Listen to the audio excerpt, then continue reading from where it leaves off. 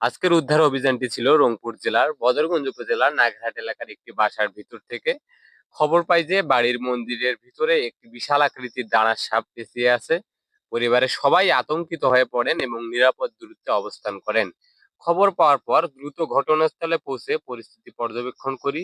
সতর্কতার সঙ্গে উদ্ধার অভিযান শুরু করি যাতে সাপটির কোনো ক্ষতি না হয় এবং উপস্থিত জনতাও কেউ ঝুঁকিতে না পড়েন। উদ্ধার করা সাপটি ছিল একটি নির্বিষ দাঁড়ার সাপ, ইংরেজিতে একে বলা হয় ওরিয়েন্টাল রেড স্নেক। এটি সম্পূর্ণ বিষহীন এবং মানুষের জন্য ক্ষতিকর নয়। এরা সাধারণত ইঁদুর সহ বিভিন্ন ক্ষতিকর প্রাণী খেয়ে কৃষকের ফসল এবং পরিবেশের ভারসাম্য রক্ষায় গুরুত্বপূর্ণ ভূমিকা রাখে। অনেক সময় ভয় বা ভুল ধারণার কারণে মানুষ এমন সাপ দেখলে মেরে ফেলতে চায়, কিন্তু মনে রাখবেন সব সাপই বিষধর নয়।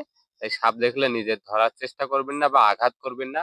নিরাপদ দূরত্ব বজায় রাখুন এবং প্রয়োজনে অভিজ্ঞ উদ্ধার কর্মীদের সঙ্গে যোগাযোগ করুন। সবশেষে সাপটিকে নিরাপদভাবে উদ্ধার করা হয় এবং পরবর্তীতে পরিবেশে অবমুক্ত করে দেওয়া হয়।